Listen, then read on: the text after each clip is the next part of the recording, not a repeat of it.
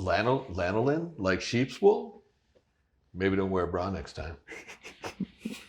How now, brown cow? How now, brown cow? Hello, and welcome back to the channel. Today is episode number 9 of Geeks Drop the Gauntlet. My name is J-Rad, and this is... Gizmo. Oh, he's a villain. Automatically, we know it. He's a villain. So in today's episode, we are going to discuss our top 3 favorite comic book writers and artists, along with a few honorable mentions. And this has spanned the course of human history, or maybe just the past 100 years. Either way, I think this is going to be one hell of a topic. Sounds like a fun one indeed. For our fellow comic book nerds, but before we dive into this topic, let's take a moment to thank Nando Night Comics, T&K Comics for sponsoring this video. If you need somewhere to get your comic and collectible fix, then T&K Comics is the place with all the right picks. We will leave a link to his Instagram in the description below. Okay. Well, let's dive into this topic faster than the DCEU got rebooted. Ouch, burn. Yeah, but it's promising. Yeah, it's why don't you kick us off with our honorable mentions for writers? Okay, well, let's dive into it then. So we have, both of us came up with kind of just a group of honorable mentions for writers. And again, these I think felt that we needed to mention them, but personally, and I think for both of us, they just didn't crack our top 3. So that's... And a lot of it too is... these are probably the best writers in comics that we're listing off, and even honorable mentions. Agreed. But we're trying not to fall into step with the same picks that everybody's going to be. Yeah. And I want to acknowledge that that anybody that we mention in honorable mentions are probably in our top 3 writers anyway. We're just kind of going for a little bit more unique. True. Agreed. So with that being said, in our honorable mentions, and to kick it off immediately, people are going to be like, really?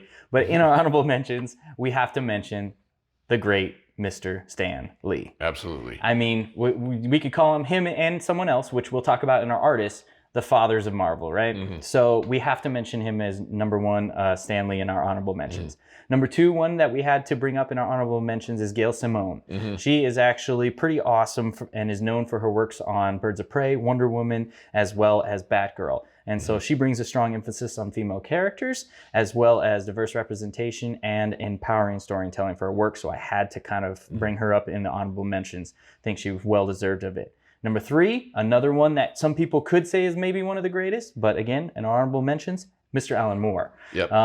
I absolutely loved Watchmen. I actually think that it was really good that I didn't read the comic first. And I'm talking about the movie. I watched the movie first, then was like, ooh, that was really cool. Let me read the comic. It's based off a comic. Mm-hmm. Then I read the comic, and for me, it didn't sour my view of the movie. I actually still really like the movie, and I really like the comic. But I will say, this guy is a hell of a writer.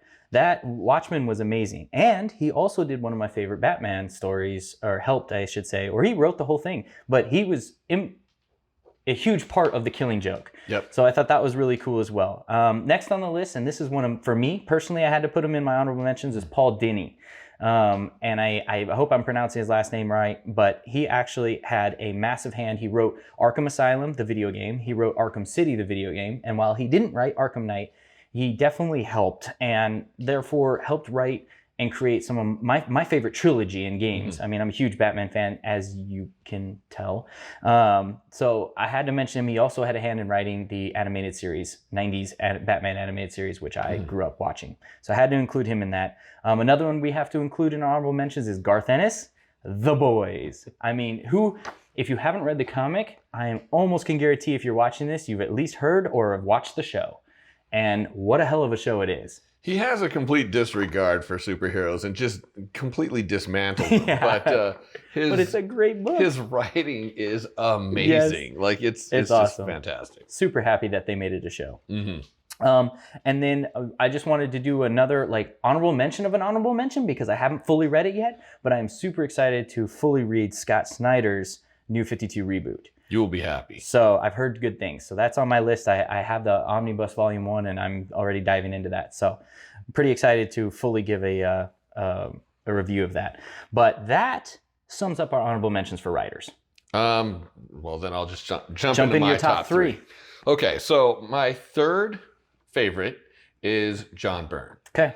John Byrne had a run in X-Men. He did a stint with She-Hulk when they rebooted it, I want to say in the 80s. And he was a large part of She-Hulk breaking the fourth wall, Okay. which is something that Like Deadpool Deadpool. picked up later on. But Yeah. She-Hulk did it first. And they featured that quite a bit in the show, in the She-Hulk show. Yes. Most definitely. John Byrne's just got like a good sense of humor and everything that he writes. Like She-Hulk would get in these fights and her costume or her outfit would be torn to just perfectly cover things, and she'd mention it all the time. And she went through suits left and right. She said she spent half of her money on just suits and stuff all the time.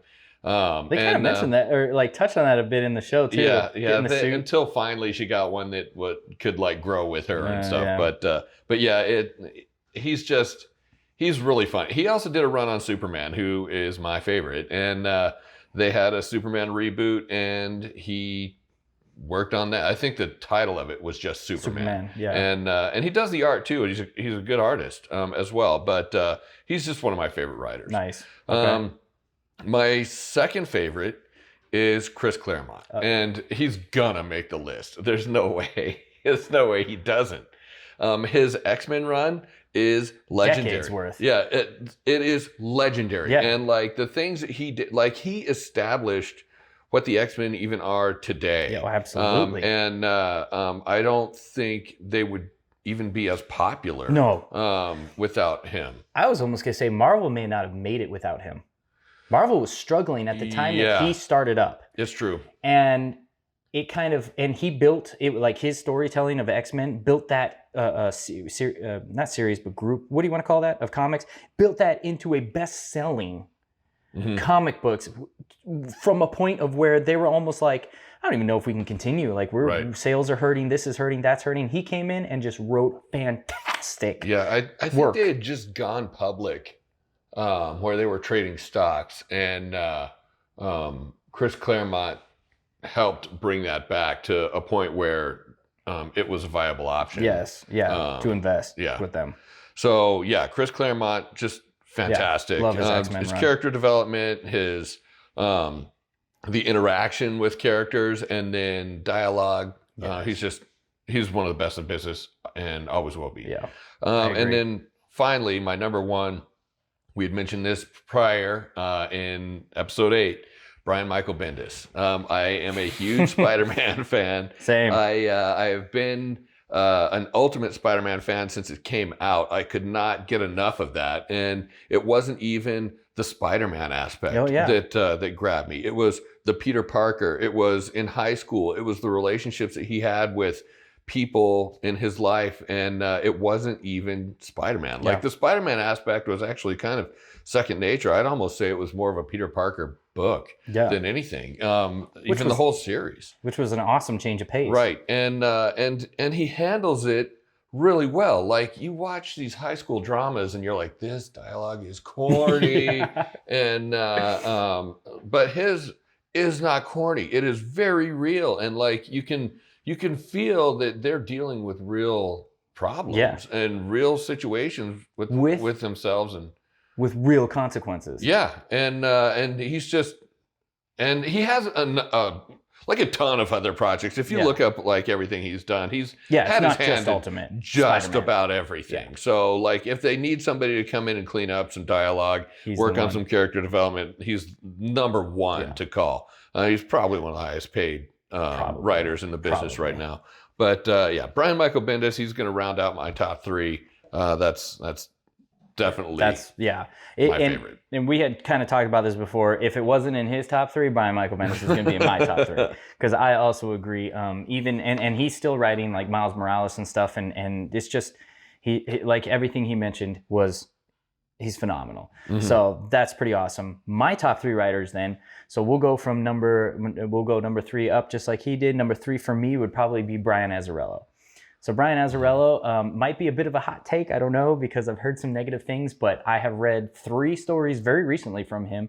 I've read Batman Damned. I read Joker, literally just titled Joker. And also he is I guess he's not full writer, but he's a co-writer on what this statue is directly from, which is The Dark Knight Returns, The Master Race. This is Dark Knight Returns Part 3. I barely found out that there was 3 parts. There was the original Dark Knight Returns in the 80s by Frank Miller, and I thought that was amazing. There's a second and a third part if you guys didn't know. I didn't even know. Just recently got those comics. Anyways, Brian Azzarello helped co-write the third one. Awesome. So Brian Azzarello, number 3. Number 2 for me. Oh, and I will bring it up. One of the cool things I like about Brian Azzarello is his unique take on, like, for me specifically, it was Batman and the Batman mythos. The Joker comic I'm referring to, very unique take on the Joker, and I really like that because the Joker almost is written the same, I almost feel like, by everyone. He's the Joker. He's evil. You know, he's a maniac, and he's gonna go at nothing to hurt Batman. He doesn't want to kill him, but he wants to hurt him, you know.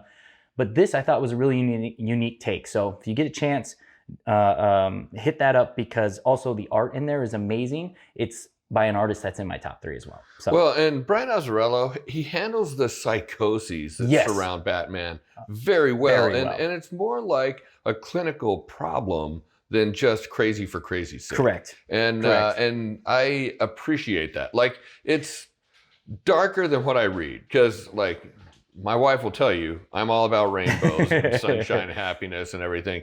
Are you? You cry a lot. He's definitely... It's because I'm just overcome with emotion. I got you there. I'm overcome with emotion. I'm crying because I'm happy. Oh, okay, sure. But yeah, so that's awesome. That is a good take, and couple that with this amazing realistic art that he tends to, this artist that he tends to work with a lot, is awesome. So that's my number 3. Number 2 is Donny Cates. Now, he has a wide array of history and a wide array of things that he has done. Me personally, my favorite, and the reason why he's my number 2, is his current Thor run. I'm a big Thor fan. Number 2, probably under Spider-Man for Marvel characters for me. And this new Thor run came out, and I remember seeing his first costume, and it's like he's all black. He's the Herald of Galactus. You're like, what the hell is going on? And I was like, all right, I wouldn't get back into Thor because I had read Thor before, and there were some issues. Anyways, I was like, all right, I'll give it a shot. Gave it a shot. I ended up really liking it. So I had to put him as my number 2. I think the storyline's really cool. It's far-fetched, it's out there, but I just love the different take. Like, come on, right off the bat, Thor being a Herald of Galactus, that just sounds cool. I wanted to know more, and it actually turns out to be a really cool run. So he's my number 2, and my number 1 right now is Mr. Frank Miller. Yep. And the reason I had to put Frank Miller in there is, while I am not an absolute huge fan of the art, I'm not a huge fan of the art, like in terms of, oh, that's my favorite artist of all time. No. But I do appreciate his art. In fact, I mean, look at the statue. This is based off of Frank Miller. But what his writing did for Batman, the 1980s Dark Knight Returns, made me the Batman fan that I am today. And I can't get past not giving credit for that. I have to. That alone made me the fan I am today, and he is my favorite character. So, like, I have to give props where it's due, and he did it for me because of the unique take at the time of Batman, the dark, gritty, old school. We've talked about it enough, I think, on this channel, but amazing. Well, and his run on Daredevil was amazing Sin too. City, he has mastered that film noir style of writing. And and again, this is one of those situations, if he didn't put him, I was going to put him. So, like, Frank Miller, again, one of the best in the business. And speaking of his art real quick, because I didn't put him in my top 3 artists, but speaking of his art, I do believe one of the best designed bat suits. If you haven't watched already, check out one of our videos we just did for Batman Arkham Knight, where we ranked all of the bat suits in there, and guess which bat suit won? Well, it's the one that this statue is made of. Yep. It just looks amazing. Like, it's modern-ish, but old school, but it combine, like, everything about this is perfect. So, again, also look on the channel for a review of this statue coming at you soon. Yep. So maybe we can jump into the artists. Let's jump into artists. I'll go through the honorable mentions that we have for both of us. Yep. Again, I'm going to preface this by saying these people that we're putting in honorable mentions are probably among our favorite artists anyway, but we're trying to take a more unique take on artists that you may not have necessarily considered that we really like a lot. So, of course, number 1, Jack Kirby. There's the fathers I was talking about. Stan Lee, Jack Kirby, the fathers of Marvel Comics. And Steve Ditko probably too. Yeah, Steve Ditko. Like, it's just all of it. Yes. Like, it's just, yeah. We wouldn't have what we have now without them. Absolutely. I mean, the creators. Yes. So Jack Kirby, I'm also going to include Alex Ross, who has brought that kind of painting realism style, developed the Kingdom Come shirt, which I am wearing right now, one of my favorite stories in DC Comics. Jim Lee, of course. Of course. I have always loved Jim Lee. His run on X-Men with Chris Claremont was fantastic. And we're going to Todd McFarlane. It's hard not to include those guys who broke off and made Image Comics. Yeah, oh yeah. Because every single one of those, Rob Liefeld has some problems with hands, but all of those guys went off and created just these cool comics, and I admire those artists. Mark Bagley, we talked about him a little bit in our Ultimate Spider-Man. Yes. He's just fantastic. He's the perfect complement to Brian Michael Bendis, and he draws kids well, and they don't look like adults in small bodies, which is bothersome. Yes. And then we also included Nick Klein, who is the writer or the artist on the current Thor run. Yep. And so that rounds out our honorable mentions. Yes. Why don't you tell us what your top 3 artists are? All right. So my top 3 artists, I'll start off with a guy that I mentioned earlier who kind of coupled the few Batman novels that I mentioned that Brian Azzarello did. Mm-hmm. The art that went along with it was Lee Bermejo's. And Lee Bermejo, actually, if you notice on this channel, we also have another Batman statue review up based off of Batman Damned. This was written by Brian Azzarello. Art by Lee Bermejo. Extremely vivid realism. That's what he goes for. Mm-hmm. And in some pictures that he writes, in some pictures that he writes, that he draws, it obviously is fake because you see Batman. Mm-hmm. But in some of the shots that Wait, Batman's not real? Wait, I thought, you're right, he's not. I'm done. All right. I spoiled it, sorry. Santa's not real either, by the way. Oh! You're trying to make me cry. Remember last episode we said we were going to try to make you cry. So anyways, there are some scenes that he creates where there's either nothing, it's just the city or something like that, and you're like, that looks photorealistic. Mm-hmm. That's how good he is, in my opinion. And so he also, by the way, got to give him a little bit of props on the writing aspect. He wrote and did the art for Batman Noel. So that was actually cool. Noel is a pretty cool comic as well if you haven't read that. But make a long story short, love his art. Photorealism is what he goes for. And a lot of times in current comic books, it is very comic-y. Mm-hmm. And he just decided to take a unique take and go ultra real. Mm-hmm. And I like that aspect. So Lee Bermejo's number 3 for me. Number 2 for me is going to have to be Jorge Jimenez. He has actually done quite a bit of DC work recently as well, mostly on Batman. And this is where I'm getting it from. He's done a lot of DC work, but our dog is gonna make this a little interesting. But he's done a lot of DC work. I really enjoy his artwork of all the Justice League characters, but specifically Batman. Mm-hmm. In fact, another cool thing is there is a statue out based on his version of the Joker. And maybe I'll put a picture up on screen. We need to find that. Holy smokes, is it good?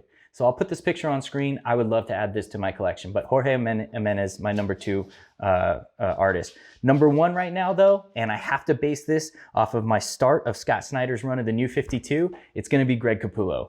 I love what he's done with the New 52. A lot of people complained about characters in the New 52 and their costume redesigns. Mm-hmm. Whoa. One of the characters that didn't get much complaints was Batman. Mm-hmm. And there's a reason behind that. While it is very straightforward and to the point in terms of grays and blacks, I just love what they did with the costume. They honored the old with a modern take. Mm-hmm. And I love it. And speaking of, even the new Rebirth kind of looks like the New 52 by Greg Capullo. I don't believe it's Capullo. It's, I forgot his name, but the artist.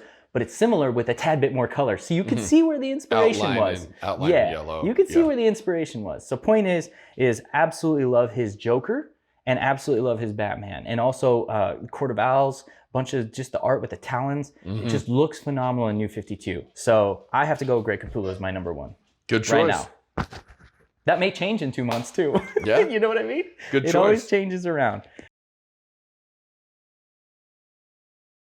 No squeaky during film time. Okay, let's film. All right, sit down. All right, I'll give you a hug. There you go, buddy. All right, get down. All right, now how about your top 3 artists? Whew, okay, so I'm going to start by saying I grew up in the 80s, and my peak comic reading was probably in the 90s, and there was a magazine, Wizard Comics. Okay. And I bought them all to look at the price guide all the time so I could keep up with my comic prices and all that.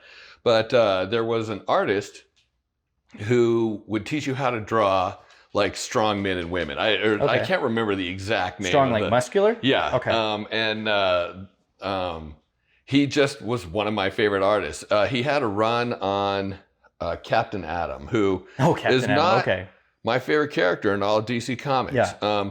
But the way he draws reflective surfaces on muscle looks legit. And so this artist is Bart Sears. Okay, I've heard of him. And he drew Major Force and all that. So like he was just fantastic. And he draws like super muscular characters, and the definition in them, the reflective surfaces, the shading, he's awesome. And I actually got to meet him for the first time at the Phoenix Fan Fusion last year.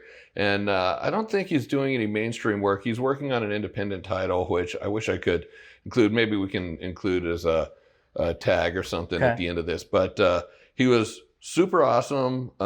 He dealt with me as being a probably too old fanboy that was too familiar with his artwork, but I enjoyed talking to him. Love his artwork. He did the art for Justice League Europe. Okay. Very early on. I think he like from 1 to maybe 10 or 12 or something. Okay. But loved Justice League Europe. The writer on there was J.M. DeMatteis, who we had mentioned, and Spider-Man Giffen, and that was super funny. But anyway, I just love Bart Sears' art. Let's see, my second favorite, and again, I've got a story around this, is Mike Mignola. Okay. And Mike Mignola is very good at using shading to show wear and not just like. And he's got like a very simplistic, I wouldn't say that it's not realistic. A lot of times you've got characters in Hellboy that have huge upper bodies and little tiny stick legs and everything, and they look cartoonish, and that's fine. But the shading, the line shading that he does is just really cool to like, you can feel the texture in the character and, or the texture in each character and the different like, things that they're wearing, from like a stone gauntlet to a leathered coat to like fine or thick hair like on their body, and like his texture is just amazing. But at any rate, my friend Osho in Albuquerque had done a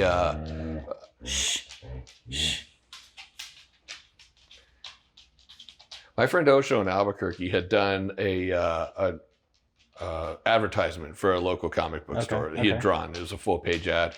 And he was considered a paid artist at that point. And at the time, San Diego Comic-Con was a lot smaller than what it is right now. This is probably like 92, 93 maybe. He got tickets to go as a professional artist, and we took his portfolio to show it off. So he was trying to get a job as a comic book artist, and a lot of the artists just didn't have time or wouldn't look at portfolios. They wouldn't do any portfolio views or anything. But Mike Mignola, who I was familiar with his art, I was on the fence about whether I liked it or not. He took the time to actually go over the portfolio and give Osho constructive feedback and to kind of coach him on some things he might need to work on and some things that he was doing well. He was very professional about the review. He was very courteous about like the criticisms that he had. It wasn't like, dude, you're shit, you're not gonna make it in business. Like, it wasn't anything like that. He was an awesome person to talk to. So where I was on the fence about his art, I all of a sudden met him as a person, and he would talk about where he comes from and where his inspiration is and stuff. And so he just immediately elevated to where I love his art, because as a person, he is fantastic. And I really appreciated where he's coming from when he draws. And so isn't that funny how being a decent human being, or even we'll call it in this case, like a nice person in this instance of multiple people turning him away, can elevate someone's work? Yeah, it's crazy. And maybe just be better people, right? Right. Let's just try and be better. So like Mike Mignola, fantastic person, fantastic artist. He's my number 2. Number 2, I like it. Okay, so I said I was gonna probably cry in this. And this come on. I'm not gonna cry in this, but I'm definitely gonna relate a moment where I was pretty torn up. Okay. So my favorite artist is Michael Turner. Ooh, I can see why Michael now. Turner is a creator in image. He wrote and was the artist for Fathom, which was very well received. He, I think that from like 1998 to 2004, he was part of that in some capacity. And then in 2004, he was not able to contribute anymore. He was undergoing treatment for cancer. And in 2008, he passed away from bone cancer. Yeah. He was only 37 years old. Yeah, that's rough. So young. Yeah. And so Michael Turner is my favorite. He draws women specifically very, very well. Like they're not overly sexualized. He doesn't put big boobs on every woman he draws pictures of and everything. I really like the way he draws the eyes and then the shading on the muscle and everything. It's not a clean shading. It's he's got like other lines, like texture lines and stuff. And he's awesome. He draws really strong, heroic men. He draws strong, heroic women. And if I ever get a tattoo, it's going to be of Michael Turner. It's just sad that he was taken too soon. Not of Michael Turner himself, but of art. Oh, that's what I assumed. I thought you heard it here, folks. He's getting a Michael Turner. Him. No. But I mean, it probably wouldn't be the worst tattoo. It'd be kind of weird. But I would get a Michael Turner Superman, most likely. So yeah, he's my favorite. He was gone too soon. I wish that hurts. I could continue seeing amazing pictures from him, but unfortunately, everything that's out there is all we got. Yeah, that sucks when you know someone that you really like. You're not going to see anything new again from them. Yeah. So yeah, R.I.P. And maybe down the road, someone will imitate close enough to where you're like, ooh, I really like this person now. There have been a couple artists that I feel like are inspired. Close imitations. Okay. But well, just not. They're quite the never same. going to be quite as good as the real thing. Yeah. Wow, did we go through all of our top 3 artists? We did, and writers? and I think we set a record because usually we're pretty long-winded. Yeah, we're at an hour by now, for sure. Holy batterings. This is awesome. This was pretty awesome. We made it through. Well, I definitely have some new artists and writers to follow, and I'm going to have to get some comics. So there goes all my money. Thank you very much. Same. How about we give these folks a preview of what we're going to be doing next week on Geeks Drop the Gauntlet? I would love to. So next week, we are going to be doing something a little bit different on episode number 10. The big number 10. We are going to be doing a live action card game, Gwent, in front of you guys, live. This is going to be straight like it was ripped out of the Witcher 3 video game. So these are... The graphics won't be quite as good. Not quite as good. No. Just look at us. Come on. But like, this is going to be right out of the game. If you've played the game, this is the version of Gwent. I know there's another Gwent that's pretty popular online that's on handheld devices. This is going to be straight out of the game. The version out of the game is what we're playing. We have real cards, real mats, real everything. We also will have real swords on our back, and we will fight to the death. No, I'm just kidding. I'll use Igni immediately. But and we sent an invite to Henry Cavill, so stay tuned. We'll see if he shows up. Probably not. But yeah, so it's gonna be awesome. We're gonna have some epic fun beating each other off, beating each. We're gonna play the game. This got awkward real fast. So if you enjoy this content, please consider hitting that like and subscribe button, as that would be very awesome in support of this channel. And I want to get this done with as fast as possible. I'm very embarrassed right now. So yeah, I don't please know why I'm still sitting here. Please let us know in the comments below as well who your favorite comic book writers and artists are. And maybe there's some we missed and some that I could check out because I absolutely love this. You coming in for the end? I love these comic book things. And look at this. Butters is going to say bye. He's amazing. So again, thank you very much for stopping by. And as always, from Butters, from I forgot your name already, Gizmo, Gizmo and J-Rad, stay geeky, folks.